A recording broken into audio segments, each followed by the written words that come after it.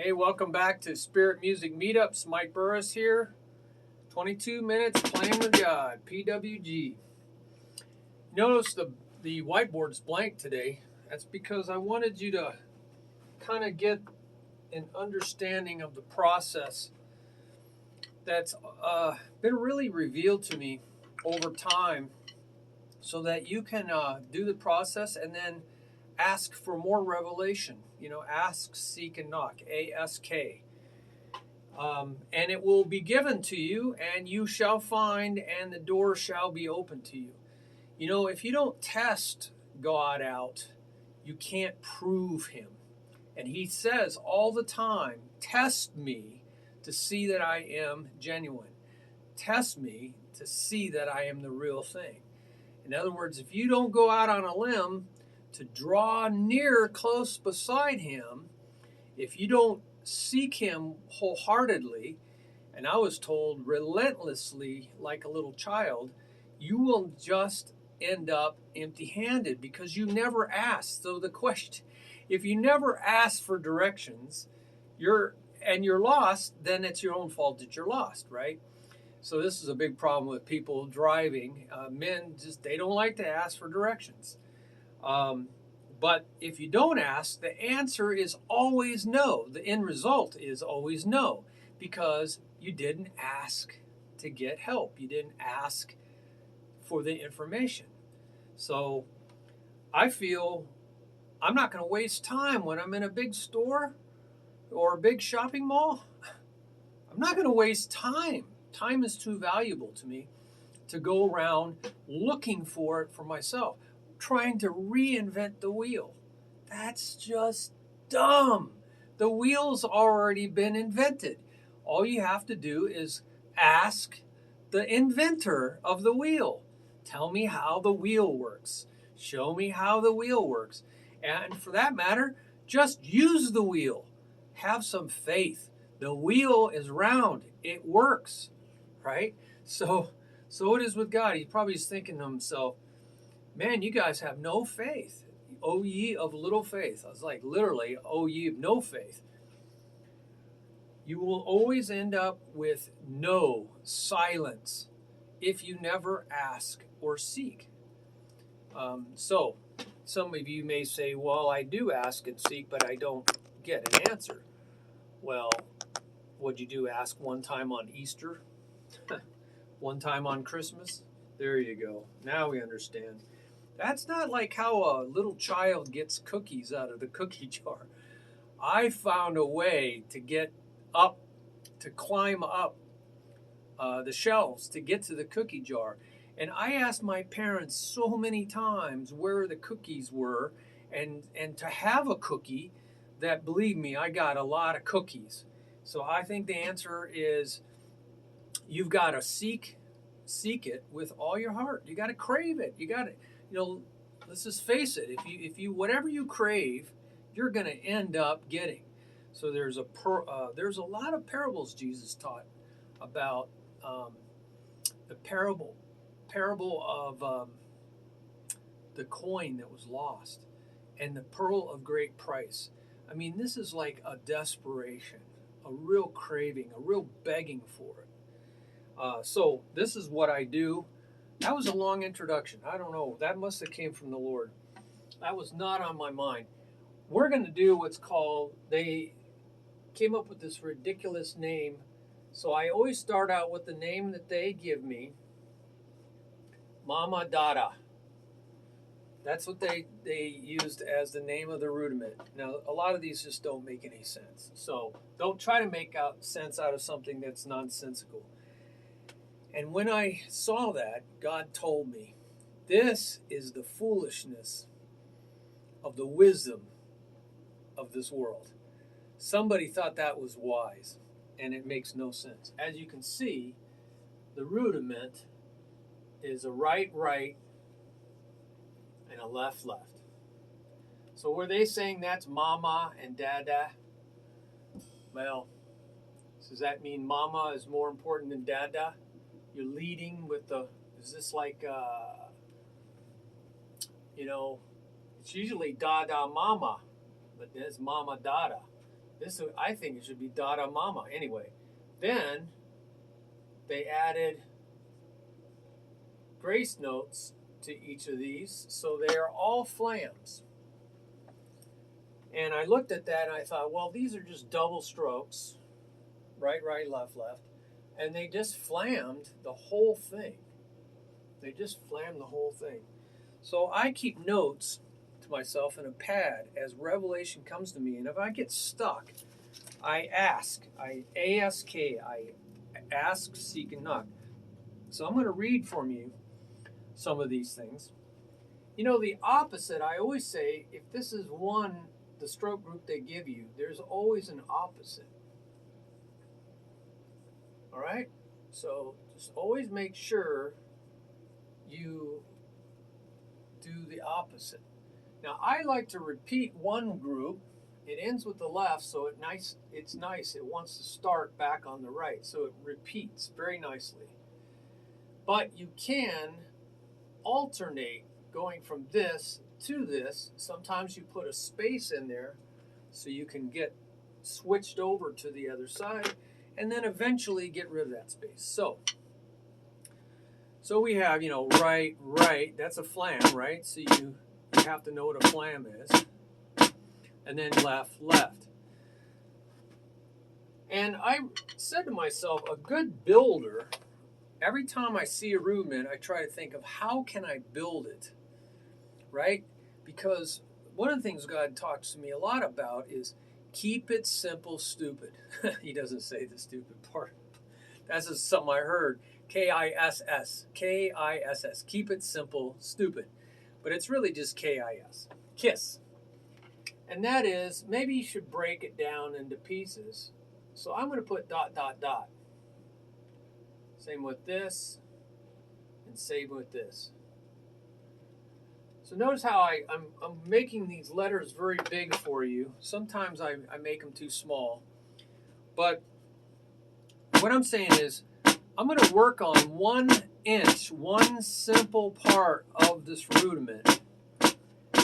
And I'm going to get really good at the technique. I have a whole rudiment on flams. This should just bounce back up. It shouldn't stop and then lift. So you should feel the rebound. It's called accept the rebound. Feel the energy.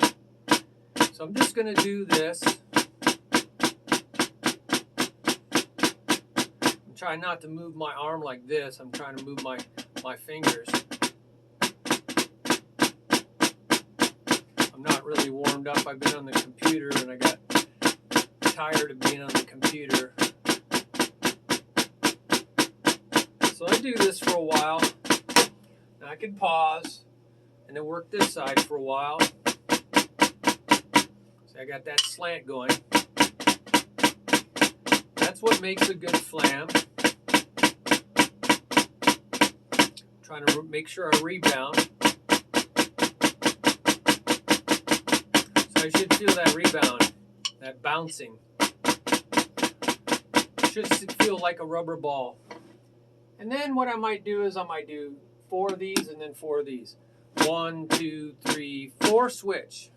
See, I got a switch in here to get ready for the other side. 1, 2, 3, 4, switch. 1, 2, 3, 4, switch. 1, 2, 3, 4, switch. 1, 2, 3, 4, switch. See, it's called immediate switching. 1.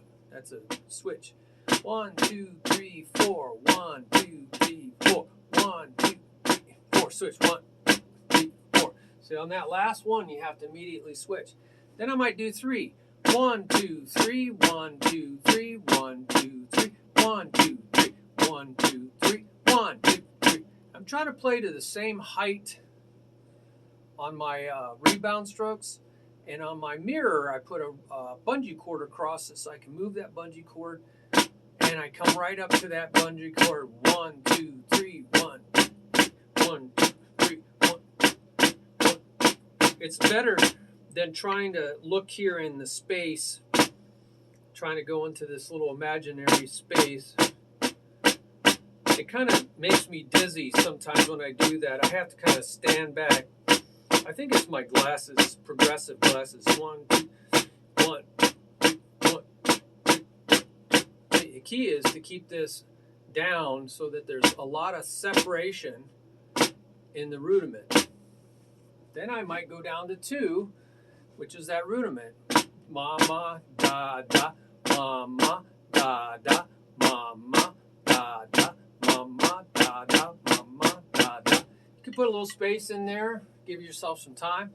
Mama, da, da, mama, da, da, mama, da, da, mama, da, da, mama, da, da, mama, da, da, mama. And then get rid of the space.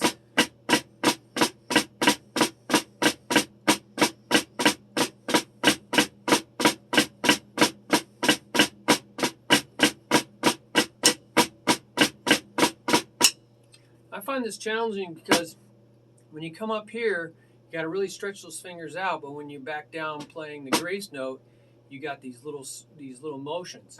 So you got da da, and then you got da da. So you might just isolate that hand. So you got 2 soft ones and 2 loud ones. Soft, soft, loud, loud. Soft, soft, loud, loud. Might practice that because that is called isolating what one hand does.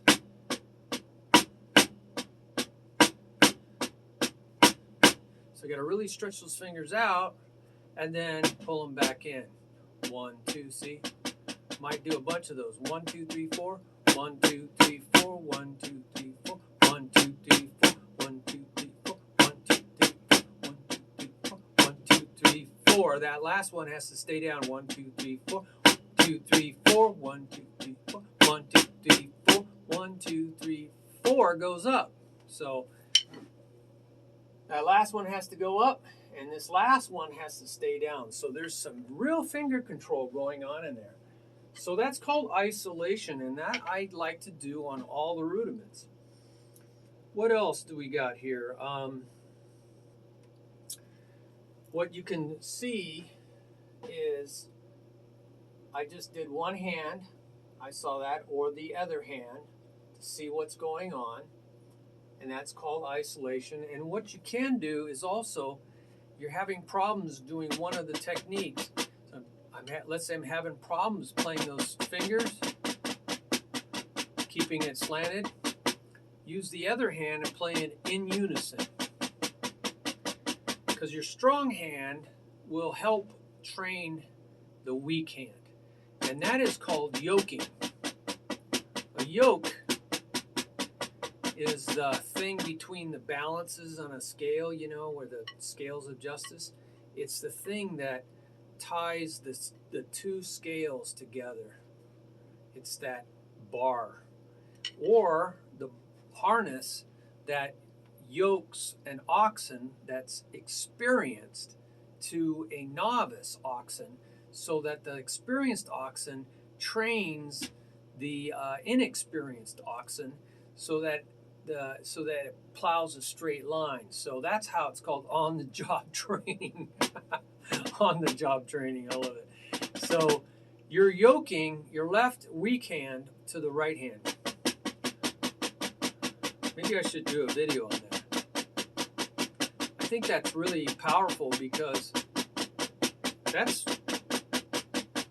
what you see in the New Testament. Jesus says, "Come to me," not come to a book. Come to some writings about me. He said, "Come to me." And that's always the invitation. It's a spiritual invitation. And take my yoke. So when you come to him, he is the rabbi. He is the teacher, the one teacher, he said. And that none of us are to be called teachers because there's only one teacher. Matthew 23, verses 8 through 10. But religion loves to have all kinds of teachers. So I'm angling my hands and training my hands. He says, "Come to me, take my yoke upon you." And coupled with this, it's a coupler, learn from me. And he says, you will find rest. For For I am gentle and lowly. He's not one of these overbearing teachers. He doesn't whip you into shape. He just hits you over the hands with a ruler like the Catholic teachers did me. That's just cruel.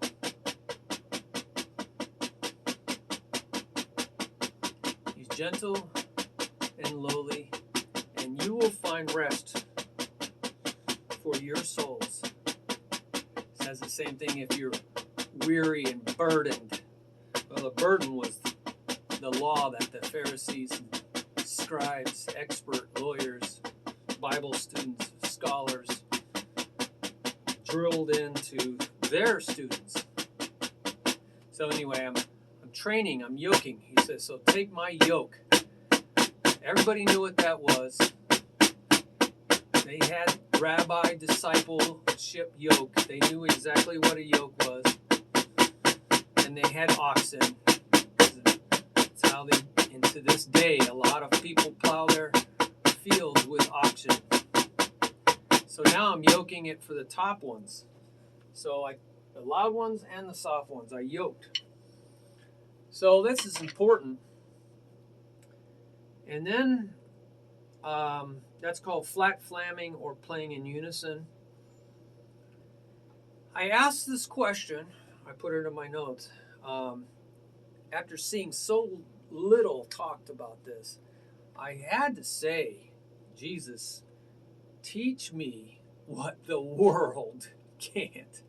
I mean, they don't, there's a lot of poor or no teaching going on out there. It just says, do this. Very authoritatively, do this. So I did this at different levels, and he gave me some ideas. By the way, this was a revelation. Instead of calling these MamaDadas, you could call this luRa, a setup stroke. Lu, U for set up. It goes up, doesn't it? luRa, and there's two luRas. And then a dot separator, just so you can see this clearly. There's two ruLa. That's it. There's two, yeah, and then the opposite. You could just flip this over there and that over there, and you got that one right there. So I even have a stroke group identification number. These are type 2s in a table I have. So it's a stroke group identification number. This helps you study these things. There's 4 main strokes. The lead stroke is in the first and second position. And there's 4 type 2. There's 4 type 2s. 1, 2, 3, 4. They're all type 2s. And if you wanted to describe where the accents were, there were no accents. So if you decided, let's say I put an accent here, you could say they're all accented, and then it would be positions 1, 2, 3, and 4 is the accent positions, all 4 positions. But if it was just the second position, it'd be 2. You say, well, what's a flam that's not, oops, excuse me, big stretch. What's a non-accented flam? Well, here's an accented flam, right? Way up here. It's all dependent, right, on the volume of the music. But strictly speaking, that's an accented flam way up here. So non-accented would be like halfway. Like medium forte, mezzo forte, medium loud, maybe halfway up. So accenting in the second position, 1, 2, 3, 1, 3, and then bend 1, 3, 4, 1, 3, 1, 4. So keeping track 1, 2, 3, 4. So when I'm going slow and I first start out learning something, I want to really focus on all these details, technique details, right? So make sure you really focus on the details of where the upstrokes are. That's an upstroke, goes up here. That little right hand has to go up there. So I might draw something like this, or I might draw something like this, so I could see where my upstrokes are. Upstrokes are taps that go up. So I got 1, 2. That left hand is supposed to go up. 1, 2. See that left hand up. 3, 4. That right hand goes up. Boom. So I focus on the details. You've heard that saying, the devil's in the details. Well, that's true when it comes to lawyers and contracts, because you can sign your life away if you don't read the details. Terrible things that I'm reading in the terms and agreements for, I'm not going to say who, but you know who, all these media companies. The terms and agreements, you're giving away a lot of your rights, and there's nobody standing up against them. There's nobody powerful enough. I'm waiting for there to be some serious antitrust legislation, but I think the governments are in the back pocket of these gigantic companies that are billion-dollar companies, multi-billion-dollar companies. They are pulling strings in a lot of government back pockets, politicians' back pockets are being padded. And you know that's always been the case, but it's really out of control now. But there needs to be some antitrust laws. There needs to be some breakup of these mega monopolies, and so we can get free speech again. You know, it's no longer we, the people of the United States of America. It's we, the corporations and big government of the United States of America. So that's sidetracking. One of the things I wrote down here is keep it fun and interesting by having different countings. So I'm going to just erase this so you can see. This is not a really good eraser. I don't know what's going on with this whiteboard. I think I've used this whiteboard so much. I use simple green. I think simple green is destroying my whiteboard. Anyway, you can count it 1, 2, 3, 4. That'll help you keep track of it as if they were like quarter notes in 4/4 time. But I would recommend trying different countings. 8s, quarters, 8s, and 16ths. And then go into shuffled feelings. So instead of this being very evenly spaced, put a space between here. So it's not one and, so push that over to there and push that over to there, push that over to there, push that over to there. So it's 1, ha, 2. So now we change it to something like that maybe, or, and then slip this over even further. It's called shuffling. All right, so what do I mean by that? Instead of 1 and 2 and 1 and 2 and nice even, you want to be able to shuffle stuff. 1, 2, 3. It's like full shuff. It's for blues and jazz and all those styles that have that shuffled feeling. 1, 2. So what happens is this is getting closer to here, and this is getting closer to here. So you get that hat-choo. 1, hat-choo, hat-choo, hat-choo. Shuff. Full shuff. See, it's full shuff. Full. It's close. It's not shuffle, shuffle. It's shuffle, shuffle, shuff, shuffle, shuff. So there's a quicker switch there. Shuffle, shuffle, shuffle, shuffle. Might go further out on one side. Shuffle, shuffle, shuffle, shuffle, shuffle, shuffle, shuffle, shuffle, shuffle. I'm going to count it. 1, 2, 3, 4. 1, 2, 3, 4. 1. So counting can help you know where to switch. This is 16th notes or 16-note shuffle.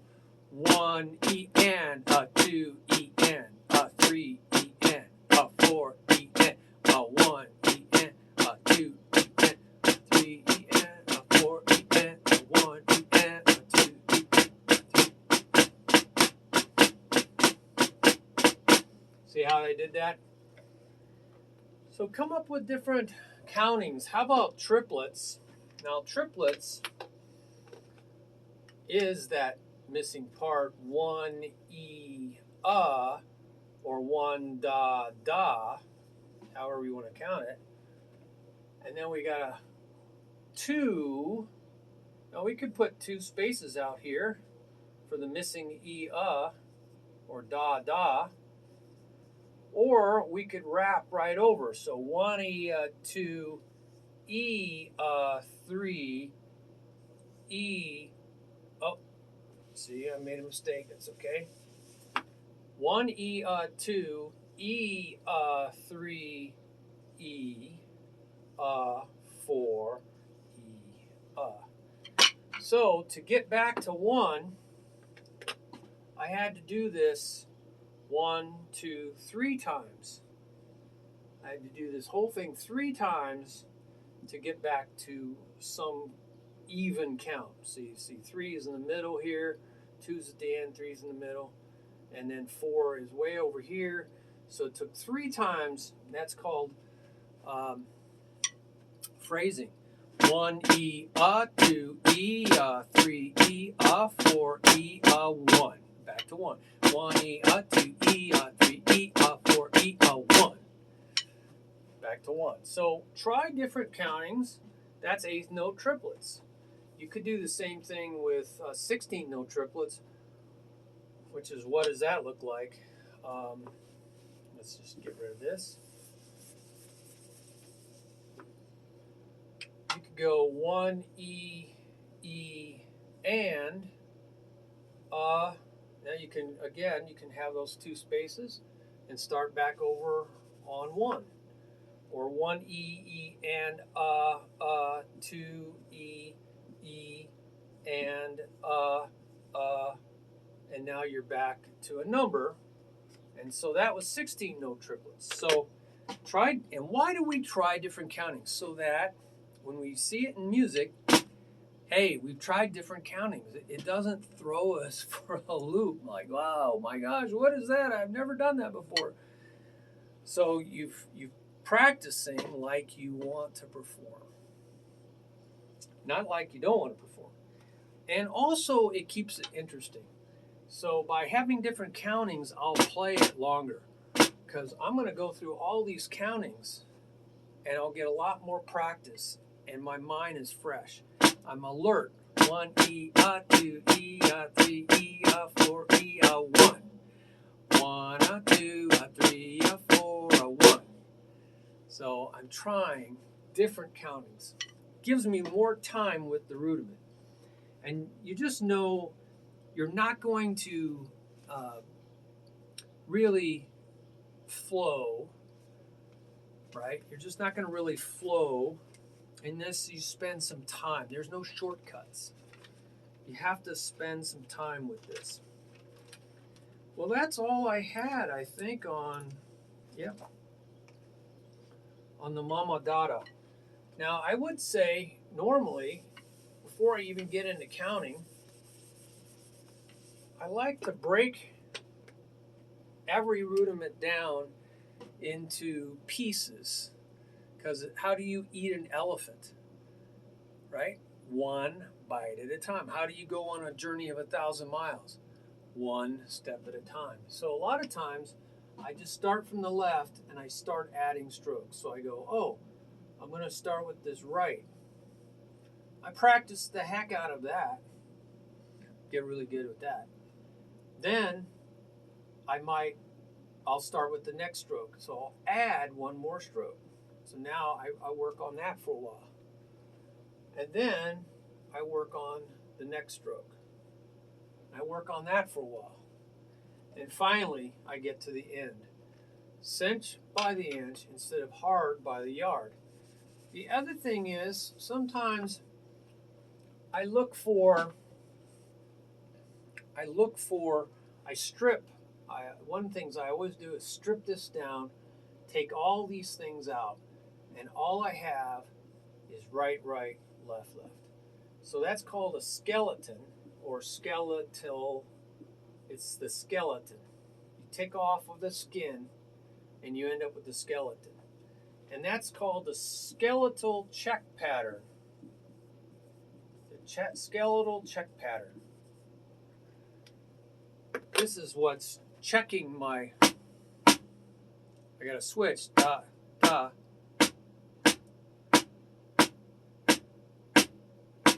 So that's making sure my technique is right on the main strokes, the simple strokes.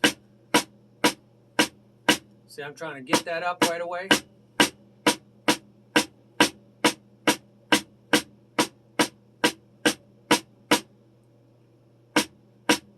See, I switch.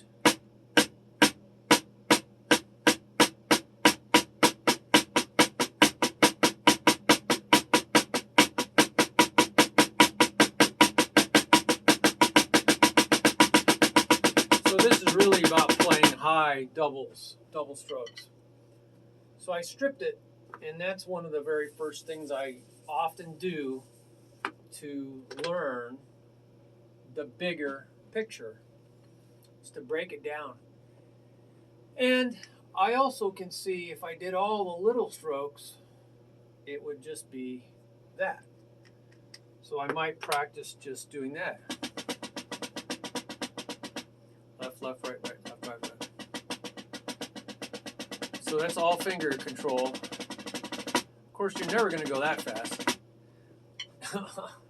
But a lot of times that's very helpful, is to see what the little strokes are doing. And then sometimes I'll see pieces of things in here that I could practice that would help me, other than just going left to right. You know, so I could do just the middle, you know, or something like that. Sometimes you see, this is a real simple one, but sometimes you see there is a switch going on here, just like there's a switch going on here. So I might practice this switch that's going on here. There's a big switch going on. So these are just pair of singles, a pair of, they're just alternating flams. So you might want to make sure you can do that. That's your alternating. And then left to right, or left to right. So that's what I mean by taking it apart, breaking it down.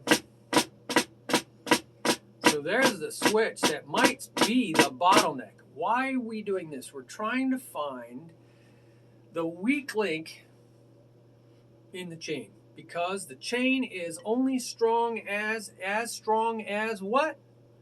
The weakest link, right? Pull on a chain, it's going to break at the weakest link. So taking it apart, doing it left to right, or taking it apart, doing the stripping, this is trying to find our weak links. You know, I often say this, when an assembly line is slowed down. They don't know why they're not getting as many cars built as needs to be. Something changed. Instead of retraining every single person and spending all that money, what they need to do is have a person go around and periodically time each person's task and find who is the weakest. What has changed? Who's going slower?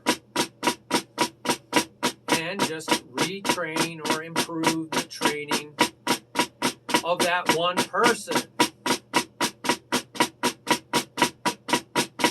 So this might be my weak link, that one person. So I just need to train a lot more on this.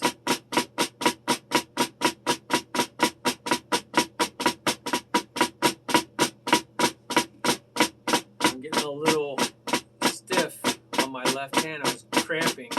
I don't think I've drank enough water. I stretch my hand out. Stretch that hand out.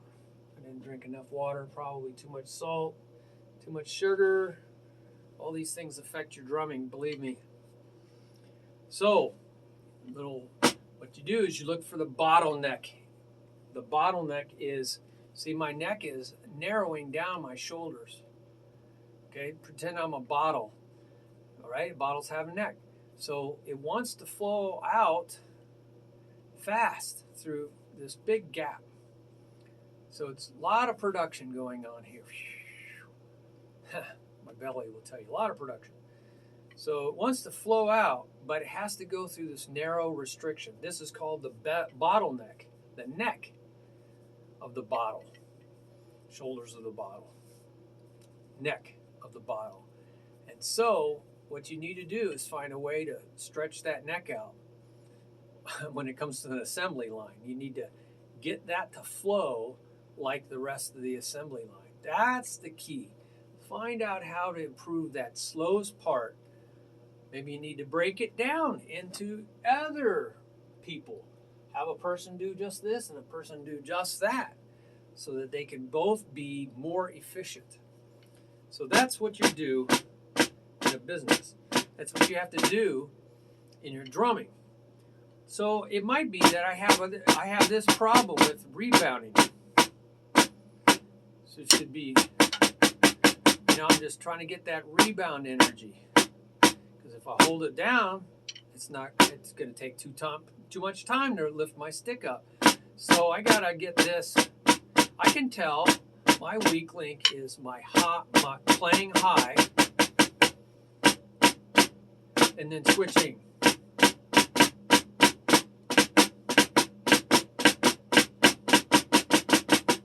So it's learning how to slant this and slant this. I think it's really about getting high. I can't get much higher than that. It's a problem with the traditional grip. I'm already at the end of my fingers. That's as high as I can go. And this is going to take too much time to cock my elbow in to get it higher. And I'm not going to use my arm to lift it, because that's going to slow things down too. So there's limitations in some of these grips, and you're trying to work within those limitations. So break it down. I just wanted to show you on this simple rudiment, mind-numbingly simple, but not simple to go fast. I found that out. I can do this. I can do that pretty. See, it doesn't want to stay slanted. Maybe you guys can comment on the bottom of this video or my website link.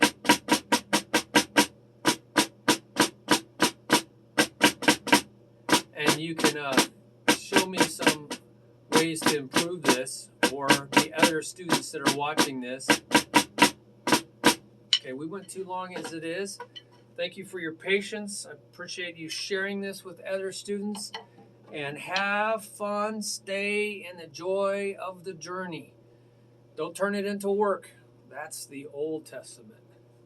That's the old covenant agreement with God. Work, work, work, work, work.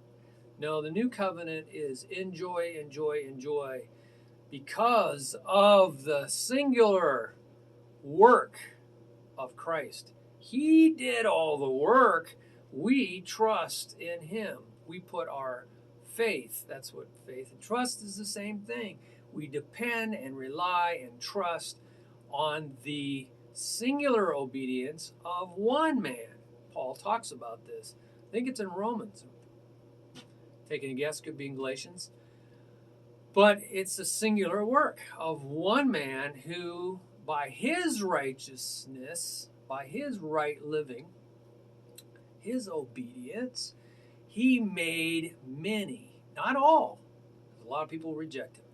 They just can't receive a Savior. They got to do it for themselves. But he makes them righteous. By one man's obedience, many are made righteous. By one man's act of obedience. Wow, it comes down to one act. He lived righteously, but he obeyed by going to the cross.